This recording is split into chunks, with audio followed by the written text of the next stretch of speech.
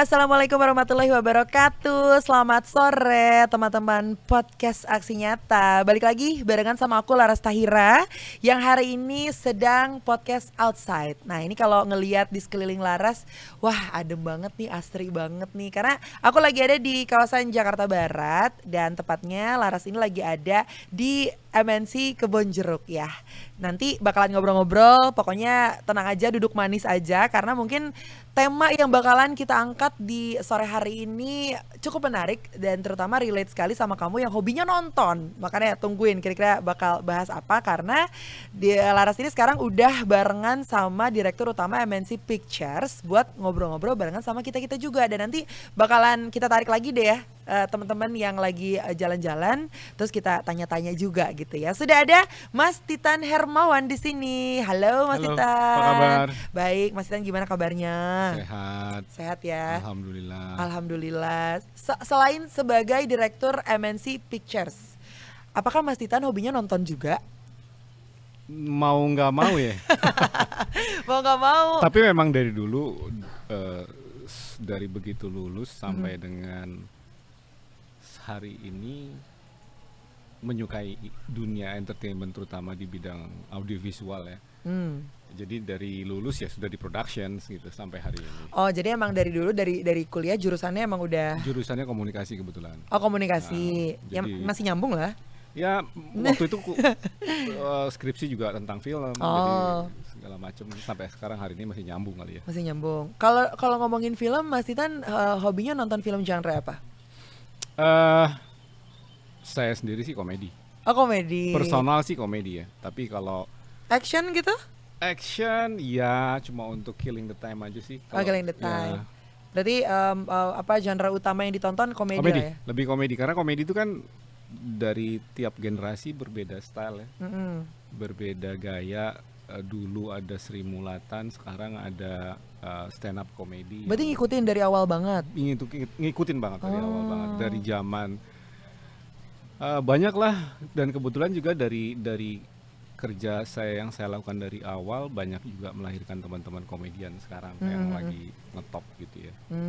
Yang dulunya dimulai dari kerjasama dengan saya di awal banget, mereka masih junior, sekarang udah cukup senior gitu. Oh, mengikuti perjalanannya dan ada di setiap perjalanannya gitu ya. Ya. Nah, ini kalau kita tarik lagi ke sejarah perfilman di Indonesia ya Mas Titan ya. Katanya di tahun 1950 sampai sekitaran 1959 itu perfilman di Indonesia tuh lagi turun-turunnya gara-gara ada invasi film-film luar yang masuk ke Indonesia, entah itu film-film dari Amerika, India atau you name it lah, film manapun yang akhirnya membuat kita tuh jadi lebih struggling gitu buat membuat film lokal khas Indonesia gitu. Sampai detik ini seperti apa perjuangannya tuh? Itu terjadi di seluruh bagian dunia ya. Jadi nggak cuma Indonesia yang kena gejala itu pada saat itu, tapi juga di seluruh dunia mengalami hal yang sama.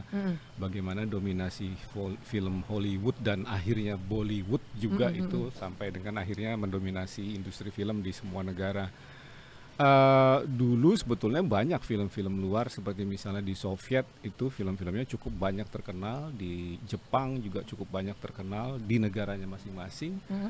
Sampai akhirnya Hollywood dan Bollywood menggeser gitu ya. Meskipun Bollywood tidak seluruh negara, tapi ada Hollywood yang sangat mendominasi. Kira-kira itu hal yang mau nggak mau tidak bisa dihindari sejak dari dulu sampai hari ini gitu ya. Tapi toh pun kalau kita lihat di beberapa negara, film-film Indonesia, film Jepang, film Korea, film negara masing-masing, Turki itu masih cukup ada peminatnya dan cukup besar ya. Memang kelebihannya adalah dari film Hollywood mereka bisa go global gitu ya. Sementara film Indonesia agak sulit untuk go global. Ada semacam pameo lah bahwa we are brown country, Indonesia, Malaysia, Philippines itu lebih sulit untuk go global dibandingkan misalnya kita lihat Jepang, Korea yang lebih dulu. Pertama pasti faktor bahasa, kemudian juga faktor keterbukaan industri ini juga kan sebetulnya baru dimulai boleh dibilang sejak reformasi berubah. digital berubah. Sementara negara lain mengenal digital jauh lebih lama daripada kita. Korea, kenapa mereka bisa mendunia? Karena memang mereka mengenal YouTube Premium itu sudah jauh lebih lama. Jauh lebih lama dari kita. Dulu polanya sama dengan kita membuat film seperti di Indonesia. Tapi ketika ada YouTube Premium, mereka membuat secara independen dan mereka upload di YouTube Premium. Marketnya global, akhirnya mereka jauh lebih bisa diterima dibandingkan kita. Kita kan baru aja nih. Nah, berarti kita kalah start gitu? Iya, tapi evolusinya sepertinya akan ke sana. Oke. Evolusinya akan ke sana. Karena sekarang kan kalau kita lihat digital banyak banget.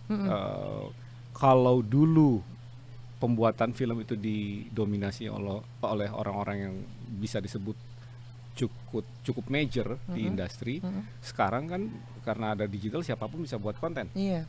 Akhirnya ada semacam, kalau saya sering bilang ada demokratisasi konten ya. Semua orang bisa bikin, upload semudah itu gitu ya. Dan bisa dinikmati oleh semua orang, bahkan worldwide gitu. Kira-kira begitulah yang terjadi. Dan akhirnya tahun segitu 50-59 ya, sebetulnya dibilang turun juga enggak, karena film Indonesia pada saat itu cukup banyak yang sukses gitu ya. Apalagi di tahun 70-an film Indonesia sangat mendominasi. Sebetulnya dari angka yang diperlihatkan, film Indonesia sangat mendominasi, bisa mengimbangi perolehan film global gitu ya.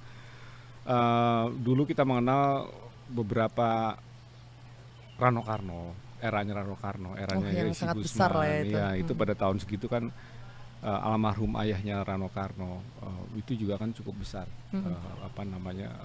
pengaruhnya pada saat tahun 70-an. Jadi cukup sukses lah tahun 70-an. Decline itu tahun 80-an kira-kira ya. Itu mulai agak berat, didominasi oleh film esek-esek istilahnya waktu itu di bioskop.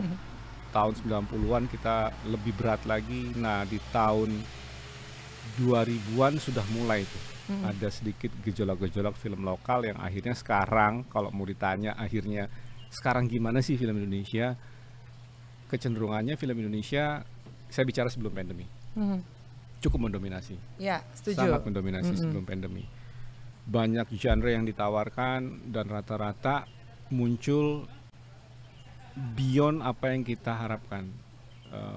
Muncul satu genre film yang sifatnya kita sebutnya hiperlokal. Hiperlokal, apa itu? Bahasa Jawa. Oh, Bahasa Makassar. Iya. Film Makassar, Betul. film Jawa. Itu sangat banyak. Nah, sekarang justru kita udah beyond expectations. Film Indonesia itu udah lebih ke hiperlokal. Padang, film Padang gitu ya. Batak juga banyak. Film Batak. Bali. Tapi keadaan berubah setelah pandemi. Keadaan berubah setelah pandemi. Kenapa berubah? Ketika pandemi ini kan terjadi percepatan digital di Indonesia. Muncul OTT banyak sekali di Indonesia pada saat pandemi. Name it, operatornya banyak sekali. Banyak banget. Akhirnya orang Indonesia dibiasakan menonton genre-genre di luar horor, mereka dapatkan di OTT. Akibatnya sekarang yang sangat dominan setelah pandemi di bioskop itu adalah horor. Jadi kita agak berbeda dengan keadaannya dengan sebelum pandemi. Sebelum pandemi banyak sekali cerita bermacam-macam genre yang bisa diterima masyarakat, komedi, drama, horor, itu jalan semua. Tapi setelah pandemi yang jalan cuma horor. Baru-baru inilah mungkin mudah-mudahan beberapa teman-teman produser seperti misalnya sekarang lagi tayang Mencuri Raden Saleh, mudah-mudahan bisa membreak dominasi horor. Kenapa kok horor yang jalan di bioskop? Pertanyaan selanjutnya begitu pastikan ya. Karena memang ternyata di OTT penonton Indonesia itu mencari yang non genre horor. Kenapa ya? Aku enggak loh. Karena ternyata sifat film horor itu mereka mencari jump scare. Lebih ke experience. Jadi maunya ke bioskop, nggak mau nonton sendirian di rumah. Kalau OTT kan nonton sendirian di rumah. Ini nonton di bioskop rame-rame. Komparasinya seperti berani nggak lo naik roller coaster. Kira-kira itu. Jadi itu tetap merajai gitu dominasi film horor. Bahkan film horor di Indonesia after pandemi cukup mengalahkan film Hollywood kan. Iya. Ya, Luar sebut biasa aja jumlah penontonnya. Penghabisatan KKN gitu ya. Itu cukup mengejutkan gitu. Iya. Setelah pandemi itu ya? Setelah pandemi. Yang produksinya justru ketahan gara-gara pandemi, kan pembuatannya sebelum pandemi kan? Iya, banyak juga yang tertahan sudah selesai tapi nggak bisa tayang. Gitu ya. MNC Pictures juga gitu. Banyak film yang kita nggak bisa tayangkan, tapi pas ditayangkan after pandemi, pasca pandemi ternyata tadi udah berubah nih marketnya. Marketnya lebih banyak ke horor. Iya. Oke, nah tapi kalau berbicara mengenai film, genre-genre film gitu ya, dari tahun 2000-an pun sebenarnya udah bermacam-macam ya Mas Tan ya. Banyak sekali gitu yang plot twistnya luar biasa, nggak ketebak gitu, terus genre ceritanya memang menarik. Tapi itu dia tadi yang sudah dibilang sama Mas Titan, kenapa makin kesini kok semakin mengerucut gitu, genrenya kok itu aja, horor lagi, bahkan di OTT pun kalau ngelihat rekomendasi tuh mostly film-film horor ya, Mas Titan. Betul, tapi mereka nggak nonton horor ternyata. Mereka nontonnya, aku juga enggak. Iya, karena nggak mau nyarinya nonton menghibur. horor. Betul, nyarinya komedi, love story. Iya benar. Ya kan? Drama family. Komedi romance. Kira-kira gitu. Iya. Tapi kalau melihat jumlah penonton yang semakin tinggi gitu ya, menyaksikan film-film horor dan segala macamnya, bahkan film zombie mungkin kalau bisa dibilang yang sempat rame di tahun 2021 kemarin, yang notabene datangnya dari film luar gitu. Nah ini berbicara mengenai film lokal Indonesia, kira-kira apa aja sih yang harus disupport lagi nih supaya film Indonesia ini bisa levelnya sama lah dengan film-film box office di luaran sana? Ya pertama pasti ekosistemnya ya harus dibenahi. Jumlah layar yang masih terbatas di Indonesia, meskipun itu debatable dengan rasio jumlah penduduk. Masih kurang sebelum ya? Sebelum pandemi itu 1.900 layar kira-kira. Tapi setelah pandemi itu berkurang. Ada banyak network yang tutup, ada banyak yang nggak operate. Pelan-pelan ini mau bangkit lagi, mulai buka lagi beberapa layar. Tapi memang agak cukup berat. Selain itu juga pemerintah sebetulnya sudah lakukan banyak hal ya, memberikan insentif kepada produser-produser untuk melakukan produksi film Indonesia. Tapi memang perlu langkah yang lebih besar dari itu. Contoh apa yang dilakukan beberapa negara dengan membuka kesempatan produser luar untuk syuting di negaranya masing-masing dengan kemudahan yang diberikan, justru itu memajukan lokal producers, lokal film. Mungkin itu yang menurut saya harus kita lakukan gitu ya. Di Indonesia banyak banget loh sebetulnya, cuma mereka kan akhirnya tidak, dan frankly speaking di Indonesia rata-rata juga jalur otodidaknya jauh lebih banyak untuk membuat film dibanding dengan teman-teman yang belakangan yang baru masuk ke industri, punya latar belakang pendidikan film gitu. Mungkin ini juga dengan kita menghadirkan beberapa produksi luar di Indonesia, kita bisa banyak belajar gitu. Pasti. Mungkin klasik, tapi di negara-negara lain itu terbukti maju dan terbukti manjur bahwa cara itu bisa mempercepat industri di masing-masing negara. Dan sekarang lagi on progress lah, sedang melakukan itu lah ya. Yang saya dengar sih pemerintah sedang menggodok masalah itu. Contoh gampang lah, kalau kita syuting ke Malaysia katakanlah ya, itu mereka kita dikasih tax rebate, kita dikasih insentif gitu ya. Berapa cash yang dikeluarkan akan dikembalikan sekian persen gitu ya. Itu salah satu kemudahan. Di Indonesia belum. Yang saya dengar juga ini kita di kalangan industri sudah banyak berbicara dengan regulator, banyak mereka bilang, mereka infokan ke kita, mereka sedang mendiskusikan hal itu, dan saya beberapa kali terlibat juga dengan diskusi itu. Semoga bisa lancar lah ya. Harus lancar dong. Tadi juga Mas Titan sempat memberitahu kalau ya semenjak pandemi ini kan semakin banyak OTT yang bermunculan gitu ya, yang dimana ya mostly orang juga masih panik lah, apalagi di awal tahun 2020 sampai 2021 itu masih banyak yang nggak mau pergi ke bioskop, akhirnya nyaman lah di rumah nonton streamingan, belum lagi kalau banyak cemilan dan segala macamnya gitu.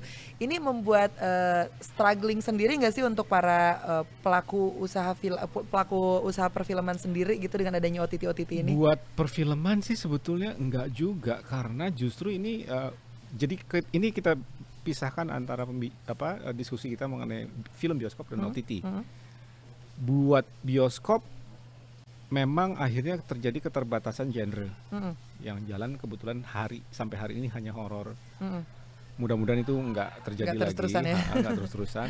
Tapi di sisi lain, di sisi OTT itu justru menumbuhkan banyak produser juga banyak dikasih kesempatan untuk memproduksi karyanya dalam jumlah yang cukup signifikan. Tadinya contoh film Indonesia itu di bioskop satu tahunnya berkisar antara 250 film. Judul? Yang tertayang itu cuma 133 karena keterbatasan jumlah layar. Tapi sejak ada OTT itu ditampung di OTT.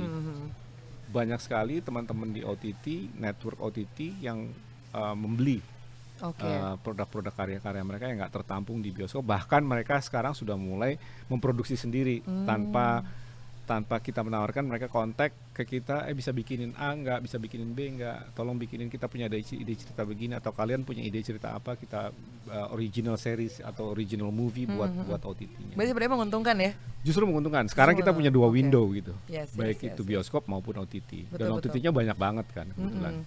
Jadi istilahnya yang otodidak pun yang emang bisa membuat karya, bisa-bisa aja karya ditayangin ya di OTT ya, betul. dan bisa mempunyai penonton gitu. Nah, kita mau bagi-bagi hadiah nih, Mas Titan, sama penonton atau warga sekitar yang ada di podcast Aksi Nyata ini untuk bisa dapetin voucher belanja ya, voucher belanja. Jadi nanti bakal kita siapin, tapi teman-teman podcast juga udah menyiapkan seperti biasa ya, sudah menyiapkan teman-teman yang, nah itu dia, boleh langsung mampir aja ke sini, boleh sebelah Laras dan sebelah Mas Titan.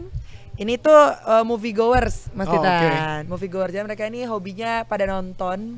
Kita bakal tanya juga kira-kira hobi mereka nih nonton, tapi nonton apa gitu. Halo Laras. Ini dengan Intan, dengan Sigit. Boleh dibuka aja maskernya Mas Sigit. Kita cerita-cerita dulu deh, ini kegiatan Mas Sigit sama Mbak Intan apa sih? Kalau saya hari ini bekerja sebagai karyawan swasta di Jakarta. Karyawan swasta. Kalau Mbak Inggit ya? Intan. Inggit siapa? Itu Mas Sigit. Ini Mas Sigit. Ini Intan. Oh iya. Kalau Mbak Intan apa nih? Saya karyawan swasta. Karyawan swasta juga. Aku dengar-dengar kalian ini movie goers ya, hobinya nonton. Betul. Nah, coba cerita dong. Terakhir nonton apa deh? Saya Agak maju lagi Mas Sigit. terakhir nonton sih kemarin nonton Avenger ya, Avenger Thor. Yang Thor, Love and Thunder. Kalau Mbak Sinta? Aku Intan. Mbak Intan. Namanya gonta-ganti mulu ya Mbak Intan? Kemarin terakhir aku nonton Keluarga Cemara. Oh, Keluarga Cemara. Ini film lokal, ini film internasional nih. Tapi kalau hobi nontonin emang Marvel banget anaknya? Ya dibilang Marvel enggak sih, cuma memang suka film action aja. Oh, action. Kalau Mbak Intan? Kalau aku sebenarnya suka action, cuman akhir-akhir ini mulai nontonin film-film lokal tuh. Oh, sekarang film-film lokal. Iya. Coba komentarnya dong tentang perfilman di Indonesia. Mbak Intan dulu kali ya, karena kan hobinya nonton film lokal. Gimana nih perkembangan film-film Indonesia? Kalau menurut aku sih perkembangan film-film Indonesia itu udah lumayan banget dibanding dulu. Kalau dulu tuh aku zaman-zaman kecil itu nonton film itu kayaknya horor yang kualitasnya juga kurang. Kualitas gambarnya atau ceritanya? Kualitas ceritanya juga kurang. Oh, Kalau ceritanya. sekarang film horor yang kemarin terakhir tuh bagus tuh. Kayak Kalau plot di twist setan. ya? Iya, plot twist banget. Yang harusnya ada muncul hantu tapi ternyata nggak muncul, katanya gitu ya. Aku justru nggak nonton karena aku penakut. Aku nggak nonton horor. Tapi aku banyak nutupnya sih. Ya karena jump scare-nya banyak banget kan Banyak, katanya. iya. Oh, tapi kamu jadi lebih suka yang jump scare gitu. Kalau film kan ada yang jadi bikin kita goosebumps, ada yang jump scare gitu. Kamu lebih suka film horor yang tipe apa? Kalau aku lebih suka yang Goosebumps sih. Oh, yang iya kan? Iya, kalau jump scare tuh kita udah kaget sama kehidupan iya, kan? Iya, jadi nggak usah ditambah-tambahin gitu. Nonton capek jadinya. Iya benar. Oh gitu. Jadi sekarang apa? Lebih senang dengan banyaknya variatifnya cerita sekarang yang ada di bioskop-bioskop Iya, gitu. benar. OTT Sekarang tapi nonton juga?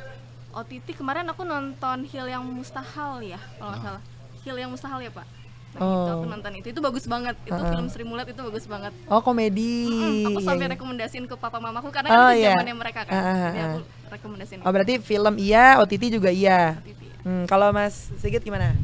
Ya, kalau untuk saya sih Maju lagi aja. untuk film ya memang saya kemarin terakhir nonton film internasional, tapi film Indonesia juga saya sering nonton gitu kan. Terakhir saya nonton itu karena saya suka game nih. Kemarin saya nonton film dari Vision Plus itu yang cerita tentang pemainnya Evos Angel itu loh. itu kan dokumenter itu film dokumenter yang diangkat dari kisah nyata gitu ya. Nah saya suka tuh film-film yang memang menginspirasi dari kisah-kisah nyata gitu kan, yang awalnya Evos Angelica Natasha ini sebagai SPG gitu, terus punya impian cita-cita jadi atlet e-sport gitu, jadi akhirnya kesampaian dia sekarang jadi atlet e-sport gitu. Jadi inspiratif gitu Ya, filmnya. filmnya sangat inspiratif gitu. Seperti itu sih yang biar kita memotivasi masyarakat lah untuk gapai cita-cita kita seperti itu. Oh iya, berarti Mas Sigit mah anaknya superhero banget. Rata-rata cerita kayak gitu cerita superhero kan, yang inspiratif gitu kan. Iya. Tapi kalau dari Mas Titan sendiri nih kan ya udah terdengar lah ini suara dari dua warga Indonesia yang ternyata suka filmnya dengan genre seperti itu gitu. Sekarang ini apa nih yang lagi banyak digencarkan nih? Ayo kita bikin produksi film dengan genre seperti apa gitu. Atas keinginan masyarakat. Sebetulnya kalau kita lihat sebelum pandemi dan after pandemi kan yang saya bilang tadi bahwa memang lagi terjadi perubahan sekali. Sebelum pandemi banyak family nonton. Setelah pandemi yang nonton benar-benar hanya milenial dan Gen Z. Itu yang membuat keterbatasan genre yang dipilih oleh produser gitu ya. Yang saya harapkan sih sebetulnya after pandemi yang terjadi adalah kembali ke family. Itu yang kita harus gerakan. Kayaknya Pak family masih agak takut ya untuk balik ke bioskop. Apalagi orang-orang yang udah senior ya. Iya, betul, itu juga karena memang ada keterbatasan di atas 60 dulu sempat nggak boleh kan ya untuk nonton. Meskipun sekarang sudah bisa, tapi sepertinya masih ada ketakutan dari akhirnya kan juga beberapa film yang temanya family itu agak relatif nggak jalan. Contoh Keluarga Cemara 1 itu sukses besar. Keluarga Cemara 2 nggak terlalu. Oh, tidak sesukses yang pertama ya? Tidak, jauh. Tidak sesukses yang pertama dalam angka perolehan penonton. Begitu juga dengan film-film sequel yang sifatnya drama dibanding before pandemi sama post pandemi itu juga agak suffer yang post pandemi. Yang jalan cuma horor. Balik lagi karena ya. kebetulan juga yang nonton kan milenial dan Gen Z yang memang nontonnya berkelompok dan iya sih. Dan mereka cari jump scare, mereka cari feeling kayak ayo berani nggak lu nonton gitu ya. Berani nggak lu naik roller coaster kayak gitu. Kira-kira begitu. Kemarin berapa orang nonton Pengabdi Setan berberapa? Berlima. Jadi sifatnya emang kelompok ya. Temanku ada shout out buat Aisyah Lahtiba, dia salah satu host di podcast ini juga. Dia nonton Pengabdi Setan sendirian, Mas. Bener-bener sendirian dia. Berani. Tapi memang ada gejala begitu. Gejala. Ada gejala. Pertama nonton rame-rame terus saling challenge. Ada juga yang challenge sendiri-sendiri. Berani yang sendiri. Siapa yang berani nonton sendiri? Aduh. Kirim fotonya ke gue bahwa lu bener-bener sendiri di antara teman-teman gitu. Misalnya berlima, kita nonton sendiri-sendiri ya. Gitu. Janjian siapa yang berani? Kira-kira gitu. Oh, jadi sebenarnya sih di balik nonton yang emang literally nonton film horor, suka banyak challenge tersendiri ya kalau nonton horor ya. Nonton horor tuh. Iya, jadi banyak kegiatan gitu di situ. Cuman ya itu dia tadi, Mbak Intan salah satu penonton dari film Pengabdi Setan. Terus kita juga selalu melihat di social media progres jumlah penonton yang memang terus-terusan naik dan tinggi gitu ya si Pengabdi Setan ini.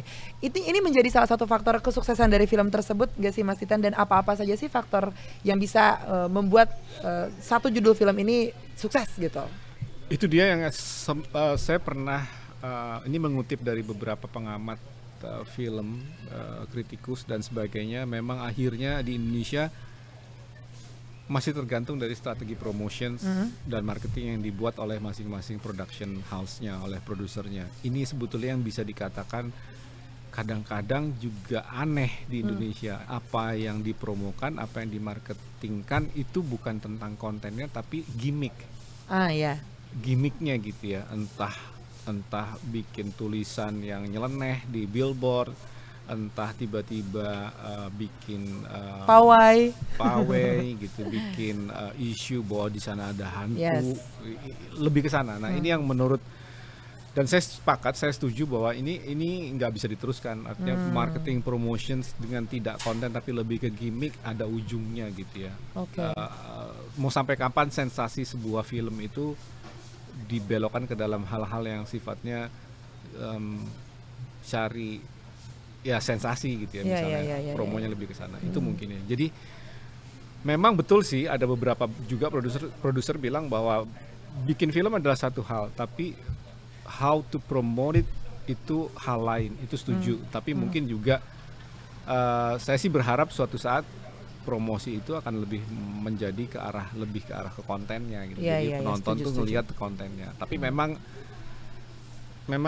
milenial Gen Z kan nggak cukup ya. Mereka butuh testimoni, Iya. butuh dari teman bilang bagus baru Betul. menonton, butuh bilang ih di apartemen itu ada hantunya beneran ya, katanya aku lihat itu dari mana sih, oh dari filmnya. Jadi penasaran. Jadi penasaran dari Pengabdi Setan gitu ya. Terus itu ada tulisan apa, lukisan ini telah dicuri gitu ya, ternyata oh itu film Raden Saleh. Iya. Ya itu sah aja gitu, menarik gitu.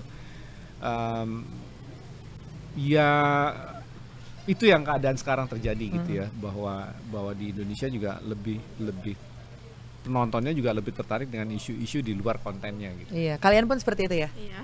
Jadi kalau ada film baru apa harus lihat dulu apa nih yang lagi rame di luaran sana yang mendukung film itu, akhirnya penasaran nonton deh gitu. Kamu belum nonton Pengabdi Setan? Belum, gak usah. Serem. Kamu penakut kayaknya nih kalau lihat-lihat nih. Penakut. Ya udah, makasih Mas Sigit, Mbak Intan, kalian dapat voucher belanja ya. Nanti boleh diambil aja sama teman-teman di belakang sana. Bye bye. Thank you. Terima kasih. Nah ini terakhir aja nih Mas Titan, mungkin boleh bocorin sama teman-teman yang lagi menyaksikan podcast ini, MNC Pictures nanti nextnya lagi mau produksi apa sih, film-film apa sih gitu. Horor jangan-jangan nih. Ngikutin pasar. MNC Pictures kan kebetulan kita nggak cuma produksi film Iya. bioskop ya, tapi juga kita produksi OTT OTT, ya, kita yes. juga produksi sinetron. Salah satu sinetron kita mungkin yang teman-teman sudah kenal, Ikatan Cinta, Tukang Ojek Pengkolan, Dunia Terbalik, banyak banget kita produksi dalam 1 tahun tuh hampir 4.000 jam untuk sinetron. Luar biasa. Nah untuk bioskop ke depan kita punya Anak Penangkap Hantu. Agak bau horor tapi bukan horor, lebih ke Komedi nih. komedi. Iya kan, ya. dari judulnya udah komedi. Terus kemudian kita punya ini dibocorin sekarang aja ya. Kita Bocorin sekarang ini belum nih? lagi development buat generasi senja nih. Oh aduh cocok. Dengerinnya 420 nih. Sama Float. Sebuah karya Firza Besari. Oh wow, menarik nih. Di dalamnya akan ada lagu-lagunya Firza Firza, Besari iya. juga. Judulnya belakangan lah. Yang penting ini buatannya Firza Besari ya. Firza Besari. Jadi buat teman-teman yang baca bukunya Firza Besari, yang dengerin lagunya, udah pasti nggak bakalan fail lah filmnya, dan bisa disaksikan di MNC Pictures ya Mas Tan ya. Ya. Sip kalau gitu Mas Tan, terima kasih banyak. Tapi Laras juga mau menginfokan nih buat teman-teman juga yang mungkin selalu menyaksikan ini dan ingin mendaftar sebagai bacalek ya di Partai Perindo ini, bisa langsung buka websitenya aja, bisa dilihat websitenya di sini, dan kemudian bisa cek-cek juga seputaran Partai Perindo di www.partaiperindo.com ya kan. Dan jangan lupa untuk terus menyaksikan podcast Aksi Nyata setiap hari di jam 4 sore tentunya di YouTube channel podcast Aksi Nyata. Oke, kalau gitu Laras Tahira pamit dulu. Mas Titan terima kasih banyak sekali lagi. Semoga apa yang kita obrolin di sore hari ini bisa menjadi insight yang banyak untuk yang nonton, dan semoga sih perfilman Indonesia semakin maju lagi ya. Amin. Laras Tahira pamit undur diri dulu. Sampai jumpa. Bye-bye. Terima kasih.